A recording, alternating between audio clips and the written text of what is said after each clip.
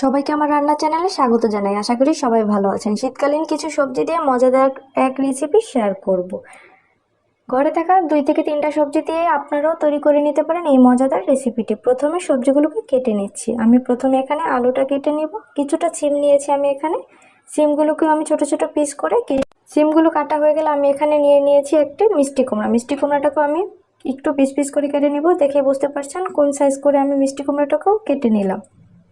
আপনারা আপনাদের পছন্দের সবজি দিয়েও কিন্তু এই রেসিপিটা তৈরি করে নিতে পারেন। এরপরে নিচ্ছি আমি ফুলকপি। ফুলকপিটাকেও আমি ছোট ছোট পিস করে কেটে নিব। সবগুলো সবজি কাটা হয়ে গেলে আমি এগুলোকে একটি সাজিতে তুলে নিব এবং এগুলোকে ধুয়ে নিব। সবজিতে আমি কিছু চিংড়ি ব্যবহার করব, তাই ছোট ছোট কিছু চিংড়ি নিয়েছি। চিংড়িটা আপনারা চাইলে স্কিপও করতে পারেন, আবার দিতেও পারেন। চিংড়ি ছাড়াও কিন্তু সবজিটা খেতেও কিন্তু দুর্দান্ত হয়। কিছু পেঁয়াজ কেটে নিচ্ছি এবং একটা কাঁচামরিচ কেটে নেব। চুলার উপরে প্যান বসিয়ে দিচ্ছি। এরপর আমি এখানে দিয়ে দিব কিছুটা সরিষার তেল।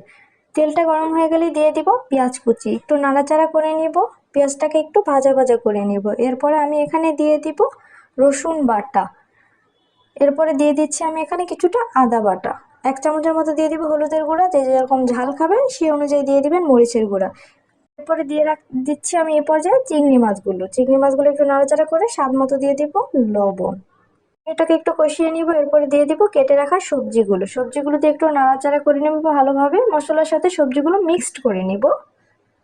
সবজি অনুযায়ী আপনারা এখানে পানিটা ব্যবহার করবেন। আমি এখানে 2 কাপের মতো পানি ব্যবহার করেছি। পানিটা দিয়ে আমি এখানে সবজির সাথে কাঁচামরিচটাও দিয়েছি। ঢাকনা দিয়ে ঢেকে চুলার আঁচটা মাঝারি রেখে কিছু সময় রান্না করে নিচ্ছি। এরপর এখানে আমি দিয়ে দিচ্ছি কিছুটা জিরা গুঁড়া। একটু নাড়াচাড়া করে মিক্সড করে নিচ্ছি। সর্বশেষ দিয়ে দিলাম ধনিয়া পাতা কুচি। রান্না আমার একদম শেষ পর্যায়ে। চুলাটা এই পর্যায়ে আমি বন্ধ করে দিচ্ছি। তো দেখতে পেলেন খুব সহজেই ঘরে থাকা কিছু সবজি দিয়ে মজাদার এক রেসিপি হয়ে গেল। থ্যাংক ইউ সবাইকে। ভালো লাগলে অবশ্যই লাইক করবেন।